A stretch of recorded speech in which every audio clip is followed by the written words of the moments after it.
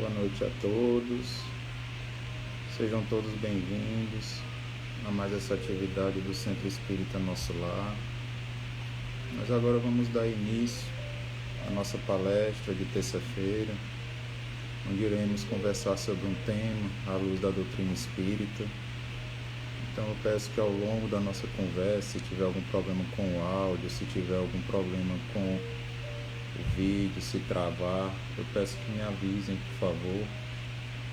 Mas antes da gente iniciar, eu quero me apresentar. Eu me chamo Alan Coach. Eu colaboro com essa e com algumas outras atividades do Centro Espírita Nosso Lar. E é sempre um prazer ter esse momento de diálogo, esse momento de conversação sobre temas tão importantes, para que a gente possa ir se harmonizando e tranquilizando o nosso íntimo, já ir sintonizando e se ambientando com o tema que será tratado na noite de hoje. Eu vou ler uma mensagem, é uma mensagem de Emmanuel, que tem como título Bem e Mal. Quem vive para o próprio bem-estar, efetivamente não pode estar bem. Há muitas pessoas que se julgam muito bem quando se encontram simplesmente bem e mal. Semeia, pois, no campo da vida o bem dos outros, a fim de alheia alegria te confira ao coração o bem que te é próprio. Quase sempre, aquele que te parece vítima do mal é justamente quem se abeira do verdadeiro bem, porque que nem todos os bens da terra são legítimos bens na vida espiritual. Consagra-te ao bem, procura o bem, grava o bem, por onde passes. Mas não disputes o bem de ser feliz entre os homens, para que não te esqueças do próximo. A única via de ascensão da nossa alma é para Deus. Então, gente, eu vos convido agora a fazermos uma prece, a elevarmos o nosso pensamento ao alto, agradecendo a Deus a oportunidade de aprendizado, agradecendo a Deus por mais um dia que tivemos, por mais uma noite que se inicia, pelo dom da vida, pelo lar, pela família. Que possamos, Senhor, mesmo diante das dores mais difíceis, estar sempre convictos de que o Senhor caminha conosco.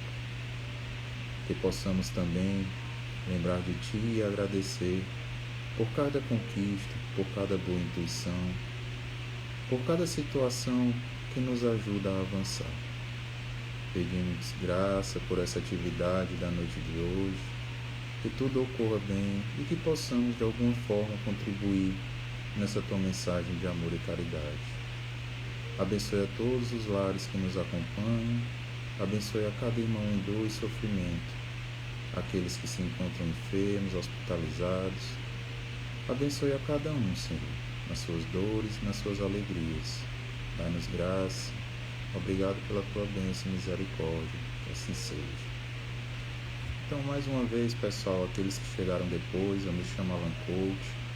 Uma boa noite a todos. Sejam bem-vindos a essa nossa atividade, a esse momento de conversação, onde nós vamos falar um pouco sobre as reflexões em torno do bem e do mal. No mundo atual, muito se ouve falar que os tempos são difíceis, que as coisas estão complicadas, que cada vez mais as desigualdades aumentam, as dores, as violências, as doenças, os desastres naturais. Nós vivenciamos também conflitos armados entre nações. Nós vivenciamos pessoas que sofrem por não ter um lar. Nós vivenciamos mortes coletivas por conta de desastres que acontecem. E aí a gente fica se perguntando o porquê de tanta dificuldade no planeta.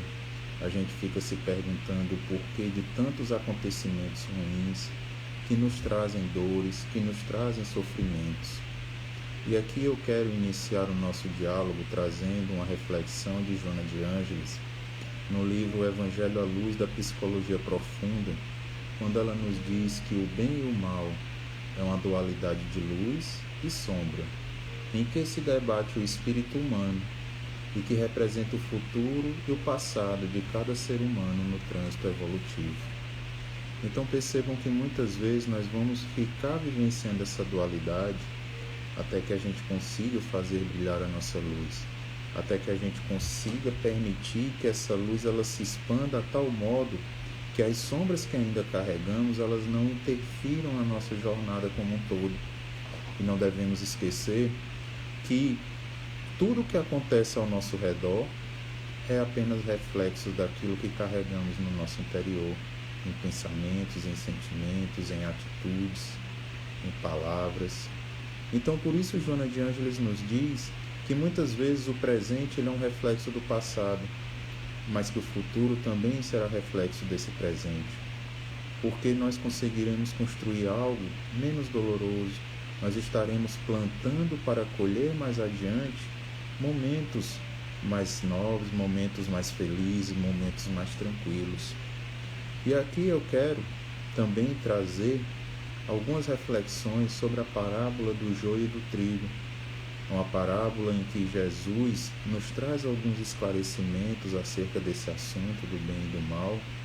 Essa parábola ela se encontra no capítulo 13 do Evangelho de Mateus, lá no Novo Testamento da Bíblia, e ela está entre os versículos 24 e 30 do capítulo 13 desse Evangelho. E a parábola diz o seguinte: o reino dos céus é semelhante ao homem que semeia boa semente no seu campo.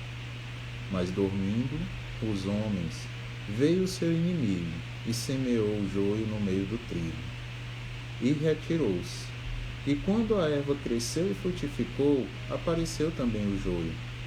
E os servos do pai de família, indo ter com ele, disseram-lhe: Senhor, não semeaste tu no teu caminho, no teu campo, boa semente?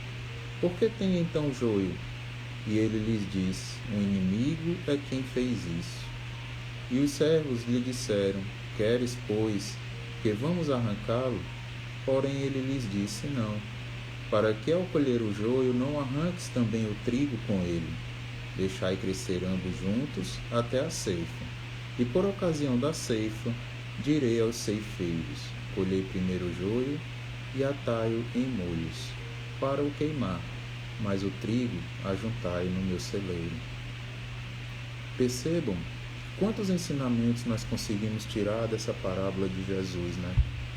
Tantas outras que ele nos traz ensinamentos valiosos, mas hoje essa especificamente ela nos traz justamente esse ponto de compreensão da importância dessa dualidade que Joana de Ângeles nos apresenta entre a luz e a sombra, da importância que é essa permissão de Deus em que o mal e o bem coabitam, em que o mal e o bem têm uma oportunidade de aprender um com o outro.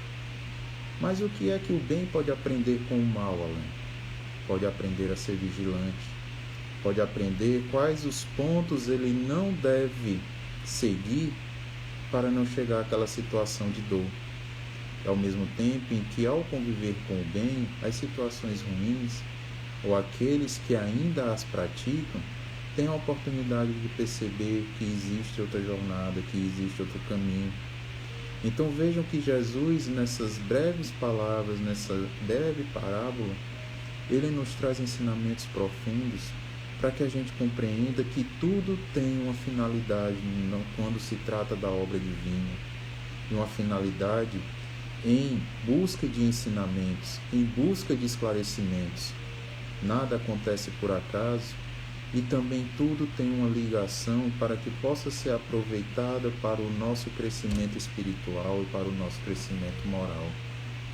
Então eu quero aqui trazer alguns trechos da parábola que me chamaram a atenção e que eu creio que possam servir para que a gente compreenda um pouco sobre essas duas situações que ainda vivenciamos no nosso dia a dia, situações boas e situações ruins, ou como diz o título da nossa conversa de hoje, o bem e o mal. Então, no início da parábola, Jesus diz: mas dormindo os homens, veio o seu inimigo e semeou o joio no meio do trigo. O que é que nós podemos tirar desse ponto? Jesus nos pedia para sermos mais vigilantes. Embora já tenhamos uma conduta que busque elevação moral e espiritual, nós não podemos esquecer da necessidade de vigilância, da necessidade de estarmos sempre atentos ao que é que nos faz bem e o que é que não nos faz bem.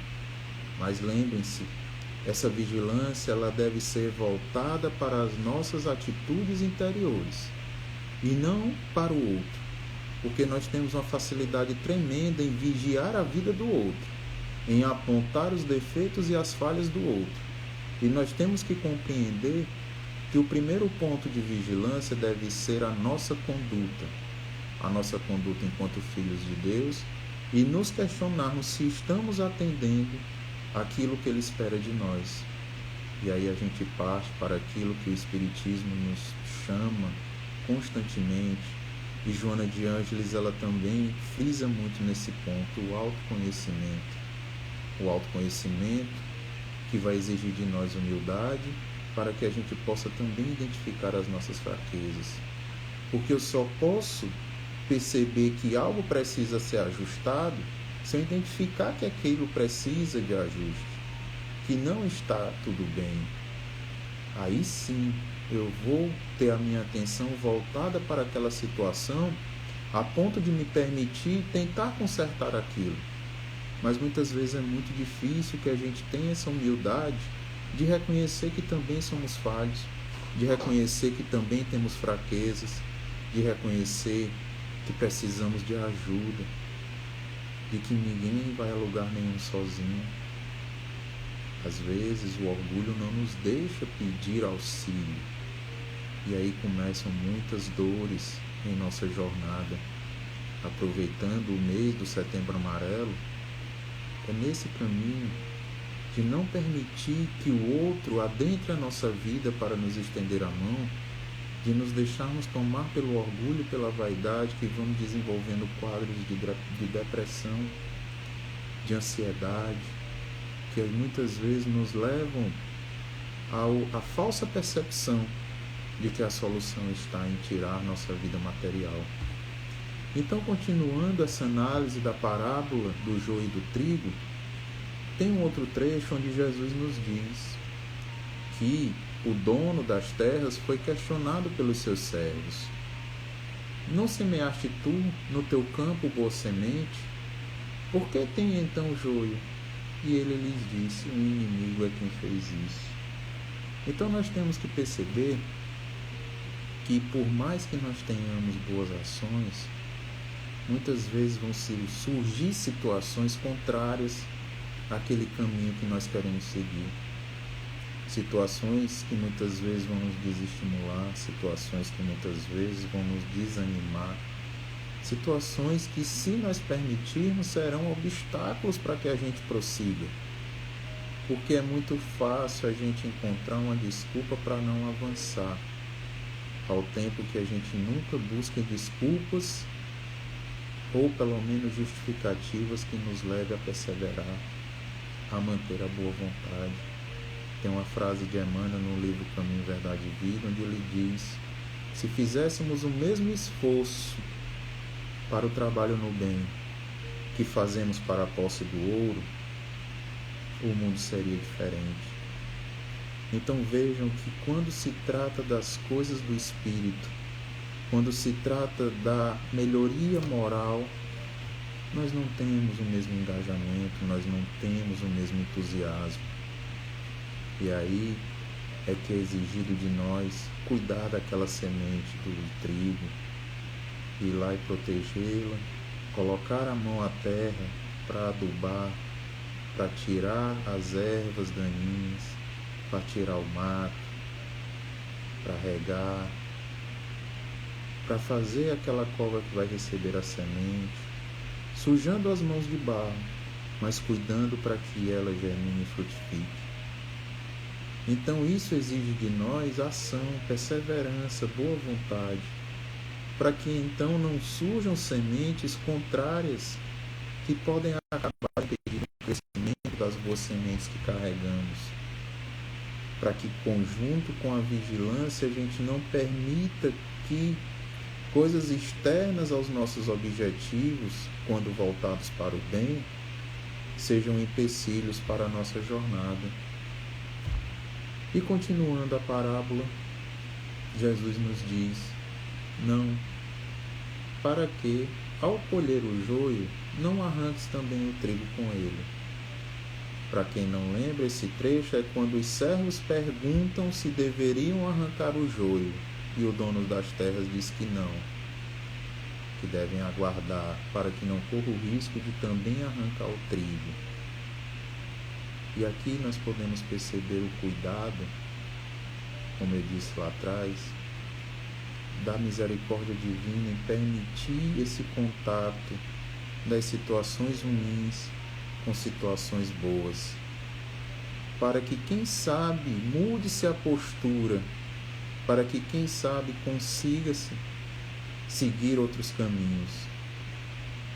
E aqui também nós percebemos que muitas vezes as ações más, elas iniciam em pequenas atitudes que nós negligenciamos, que para nós está tudo bem, que nós achamos que está tudo correto e condizente com coisas boas, que são aparentemente inofensivas, mas que muitas vezes são prejudiciais. Lembram do autoconhecimento que eu falei agora há pouco? É para que nós saibamos identificar o que realmente nos faz bem e o que não nos faz bem. Para que a gente identifique, mesmo em pequenos pontos, que muitas vezes parecem estar dentro da normalidade, mas que na verdade estão fazendo um mal tremendo a nós e àqueles que estão ao nosso redor. Então veja o quanto é importante nós termos essa percepção de vigilância e de autoconhecimento. E já no final da parábola nos é dito: colhei primeiro o joio e atai-o em molhos para o queimar. E aí a gente entende que o bem, ele sempre vai se sobrepor a situações ruins. Que por mais que demore, que por mais que seja permitido aquele processo de mudança das situações ruins, quando ele não ocorre, vai chegar a hora em que ele não mais poderá pertencer àquele campo. Ou seja, coisas ruins não mais poderão pertencer à nossa vida.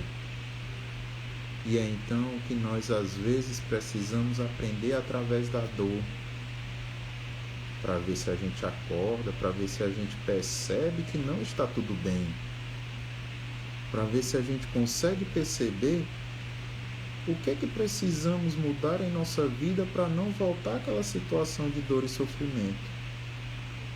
Tem uma passagem da Gênesis, é um dos livros, um dos 5 livros do Pentateuco da codificação espírita, quando lá Allan Kardec, com o auxílio dos espíritos da codificação, que auxiliaram nessa codificação, nos diz: um momento chega em que o excesso do mal moral se torna intolerável e impõe ao homem a necessidade de mudar de vida. A gente não precisa voltar muito no tempo, né? Pouco mais de 2 anos, aconteceu uma situação que fugiu do nosso controle, que dinheiro nenhum conseguiu controlar, que status social nenhum lhe isentou dela, mas nos fez repensar muitas atitudes. Durante o período pandêmico foi necessário famílias viverem juntas dia após dia, encontrando uns nos outros alicerces para vencer juntas as dificuldades, aprendendo a voltar a fazer uma refeição juntos. Dia após dia foi preciso que nós fortalecêssemos a nossa confiança em Deus e que todo momento ruim é passageiro. Então vejam quantas coisas na nossa vida acontecem para nos despertar. E aqui eu estou trazendo algo mais geral, mas se cada um fizer uma reflexão íntima na sua vida privada, vai perceber que teve um momento em que chegou aquele ponto de dizer: Alain, João, Francisco, Maria, José, não dá mais. A dor é tão grande que você precisa parar, refletir e dizer: por aqui não tem mais como prosseguir. tenho que mudar os meus hábitos, tenho que mudar o caminho, porque só assim eu não mais voltarei àquela dor. Mas esse é um aprendizado necessário, não é um castigo, não é uma injustiça, porque muitas vezes nós somos os causadores daquelas situações. Nos é permitido o aprendizado sem precisar da dor, mas muitas vezes a gente negligencia esse aprendizado. Nós temos um lar, nós temos a educação, nós temos o alimento, nós temos uma família, nós temos amigos, nós temos o Evangelho do Cristo à nossa disposição para não só ser estudado, mas ser vivenciado. Surgem oportunidades onde serão testados a nossa paciência, o nosso orgulho, a nossa vaidade. E é aí que a gente tem que demonstrar a diferença. Lá na pergunta 630 do Livro dos Espíritos, Kardec pergunta aos espíritos: como distinguir o bem do mal? E os espíritos respondem: o bem é tudo que é conforme a lei de Deus. Já o mal é tudo que lhe é contrário. Assim, fazer o bem é proceder de acordo com a lei de Deus, e fazer o mal é infringível. E só para que a gente avance um pouquinho antes de comentar sobre isso, lá na pergunta 122, Kardec também pergunta: como podem os espíritos em sua origem gozar da liberdade de escolha entre o bem e o mal? Os espíritos respondem: o livre-arbítrio se desenvolve à medida que o espírito adquire a consciência de si mesmo. Em um outro ponto do Livro dos Espíritos nos é dito: as leis de Deus estão escritas na nossa consciência. Então, pegando essas perguntas, a gente percebe que nós temos a capacidade de raciocinar, nós temos a capacidade de ponderar e nós temos a capacidade de perceber quando uma situação é realmente boa ou não, quando uma situação ela nos coloca em dor ou não, ou coloca também em dor aqueles que estão ao nosso redor. Mas à medida que nós vamos avançando no despertar de consciência, do autoconhecimento, onde a gente permite que os ensinamentos divinos eles façam parte da nossa jornada e às vezes sirvam para um simples questionamento: será que esse é o caminho correto? Será que essa é a melhor postura? Nós já estamos fazendo muita coisa. Ou por mais que a gente não tenha essa capacidade de raciocínio prévio, mas que a gente identifica depois: não foi legal aquilo que eu fiz. Mas além de identificar, ter a humildade de, se possível, reparar e de compreender que não deve repetir aquela atitude. Então vejam o quanto é importante trazermos as leis divinas para a nossa jornada, para que a gente possa cada vez mais ter a nossa consciência liberta de mazelas morais, liberta de situações que nos vão impedir essa aproximação com Deus. Mas nós não devemos nos enganar, a trajetória ela não será fácil. Passaremos por muitas dificuldades, seremos tentados em vários aspectos, naqueles pontos em que ainda somos vulneráveis, que ainda mexem e que acabam nos desequilibrando. E é por isso que, percebendo tudo isso, que percebendo essa situação e às vezes essa necessidade de aprendizado, que Kardec também perguntou aos espíritos qual é o objetivo da tentação que surge na vida de nós seres humanos. E os espíritos respondem que o objetivo da tentação é desenvolver a razão, que nos ajuda a nos preservarmos dos excessos. Quando nós estamos com a nossa razão desenvolvida, ou seja, a nossa capacidade de raciocínio, antes de qualquer atitude, nós aprendemos a ponderar, a entender que muitas vezes a tentação ela parte de mim. Não é à toa que na oração do Pai Nosso nos é pedido para livrar-nos do mal, mas não é o mal exterior, é o mal interior que cada um de nós carregamos. Porque é justamente esse mal que vai refletir na nossa jornada, nas nossas atitudes. A tentação ela não está no outro. Como nos diz Emmanuel, a tentação ela nasce comigo e se alimenta em mim. Então também cabe a mim não deixar que ela cresça. É a minha postura e são as minhas decisões que vão dar valor às situações. Chico contou uma história em um de seus livros que ele nos faz entender bem isso, né? É o caso do milho e do diamante. Se você pega uma bacia cheia de milhos e presenteia a uma pessoa, dependendo da situação, ela vai se sentir até ofendida.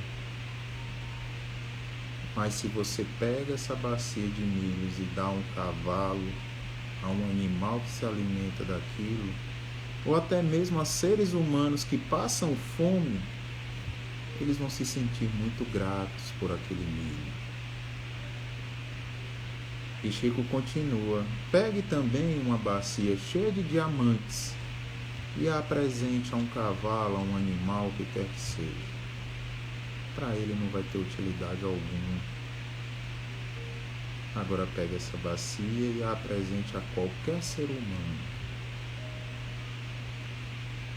Então vejam que somos nós que acabamos rotulando as coisas e situações, valorizando ou desprezando aquilo que faz parte da nossa vida e o que cruza o nosso caminho.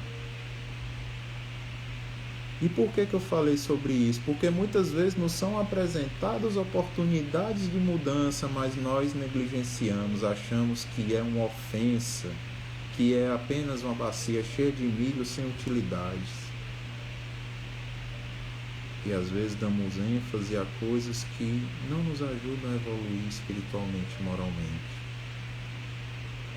Então percebam que nós temos que começar a cuidar dos nossos pensamentos e sentimentos, porque são eles que vão refletir nas ações que tomamos.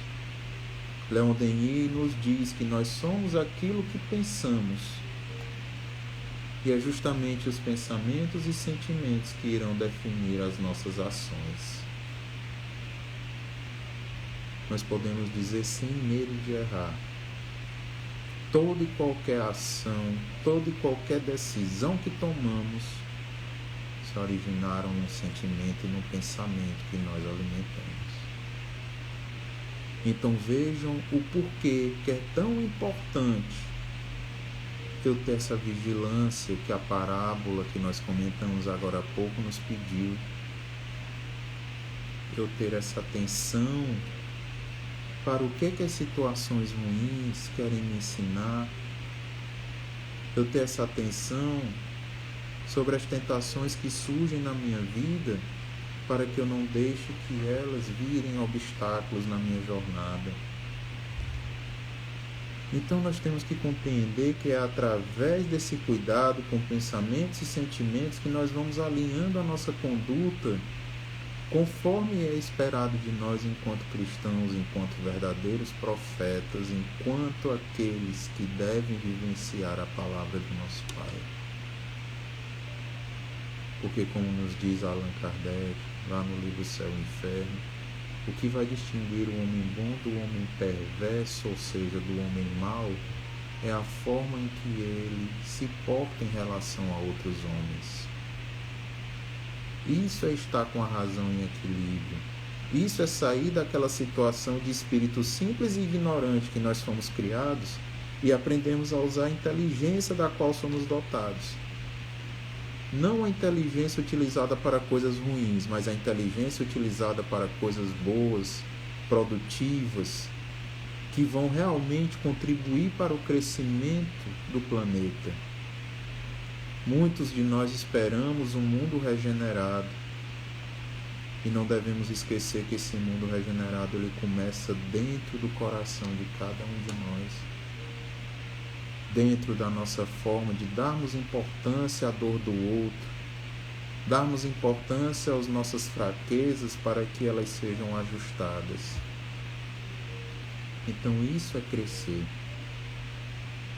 Aí muito se pode dizer, mas Alan, se tudo se originou de Deus, inclusive nós somos a individualização do princípio inteligente, nós carregamos a essência divina dentro de nós. Então você está me dizendo que as coisas ruins, o mal, também é criação de Deus? E aí lá na Gênesis nos é dito um ponto de reflexão que a gente percebe que não. Assim como o frio é a ausência de calor, assim como a escuridão é a ausência de luz, e a gente consegue comprovar isso através das leis da física, porque quando a física vai estudar a propagação e a conservação da massa, ela estuda a propagação do calor e não do frio. A propagação e a refração é da luz e não da escuridão. Então são apenas pontos de oposição. Da mesma forma se dá o mal, que é a ausência de bem.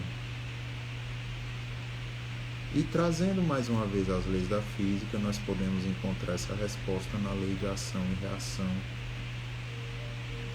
onde sofreremos uma reação à medida do que foi empregado na nossa ação. Então percebam que o mal, ele nada mais é do que a expressão da ausência do bem. Como foi dito lá atrás, quando eu tenho atitudes que são contrárias às leis divinas.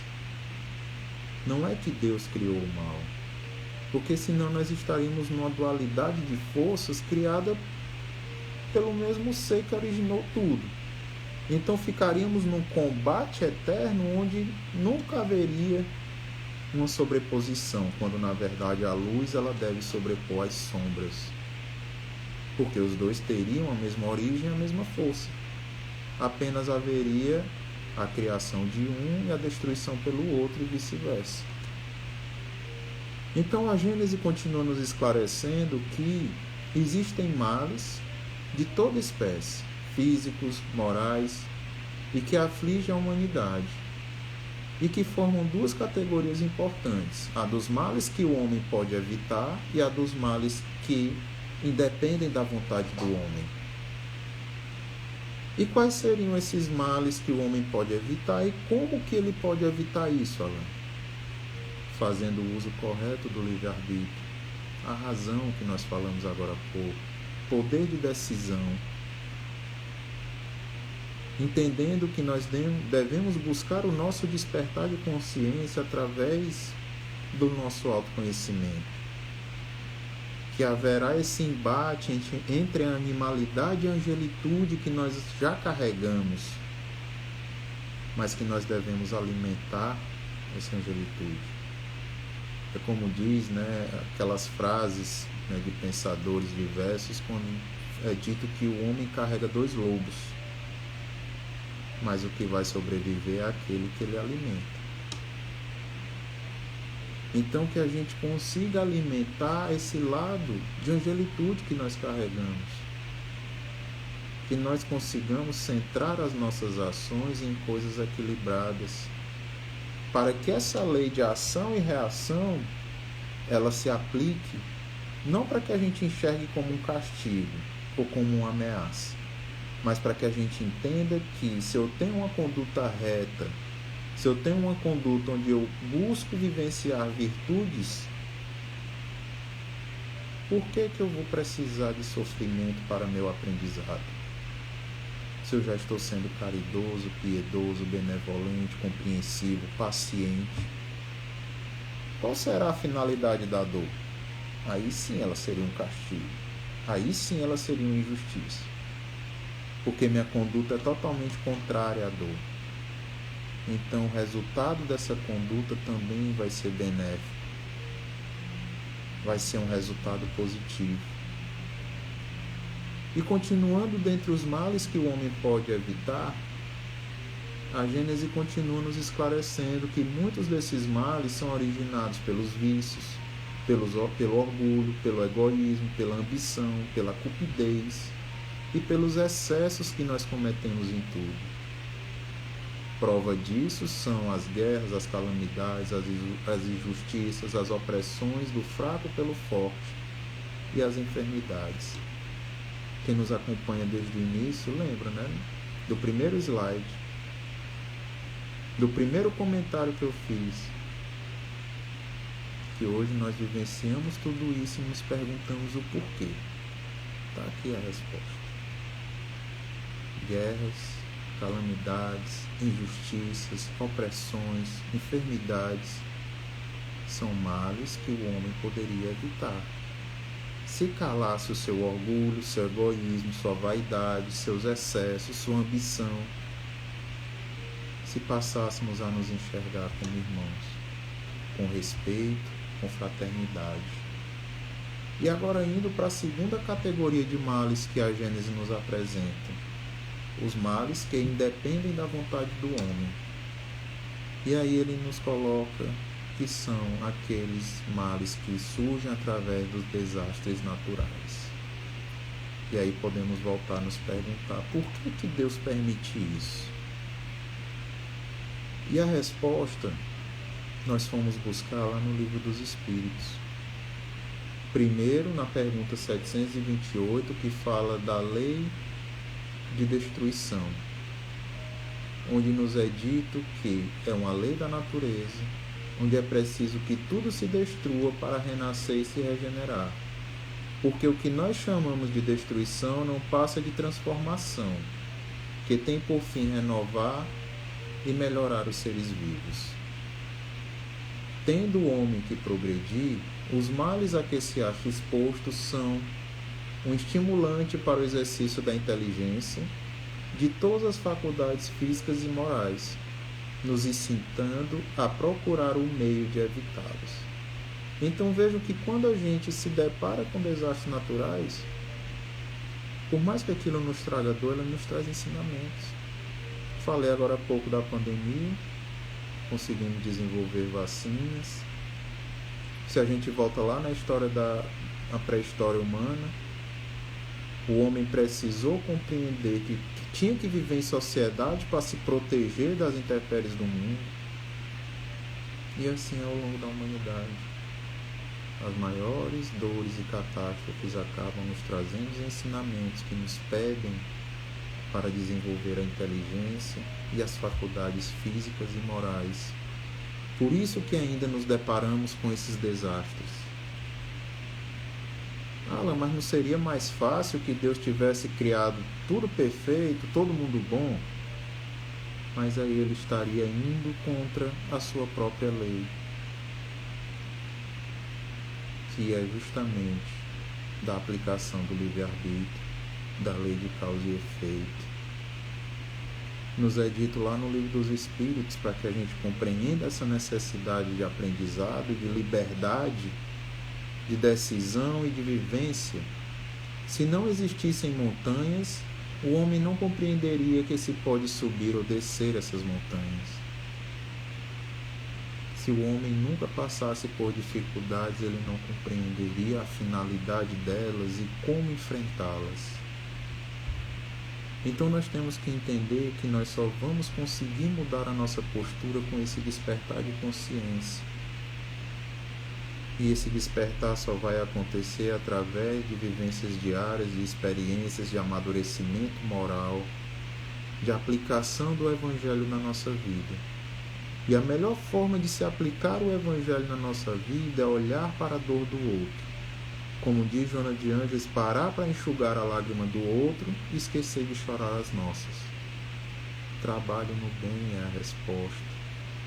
A caridade é a resposta. A caridade em todas as suas vertentes, em todas as suas formas de apresentação.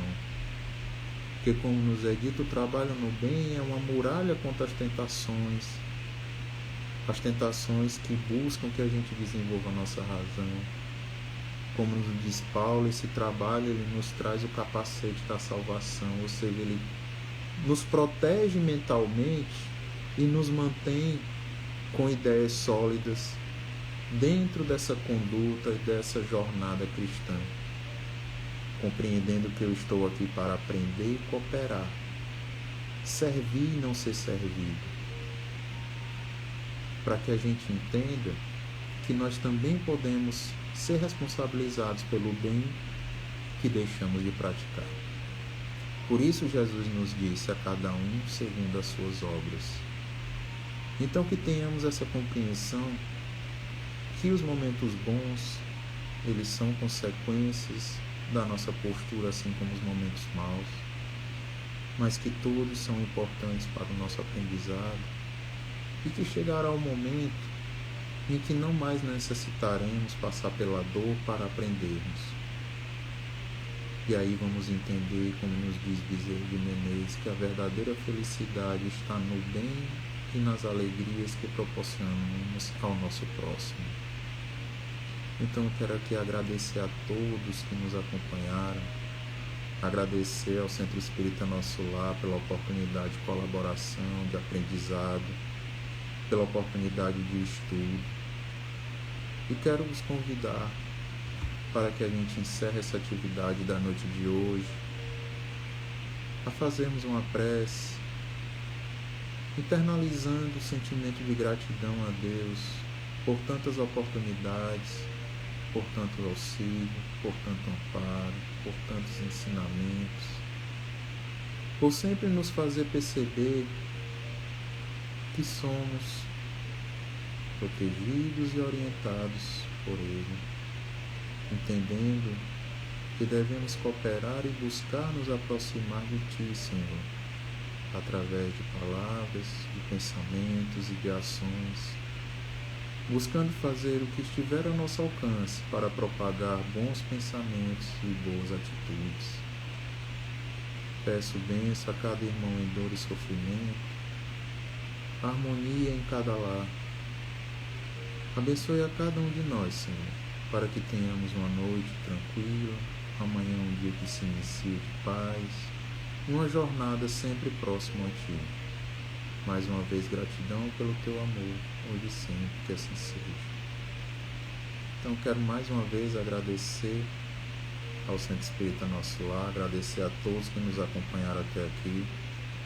A palestra será disponibilizada nas redes sociais da casa, então fique à vontade para assistir, para compartilhar, e até a próxima oportunidade, gente. Uma boa noite.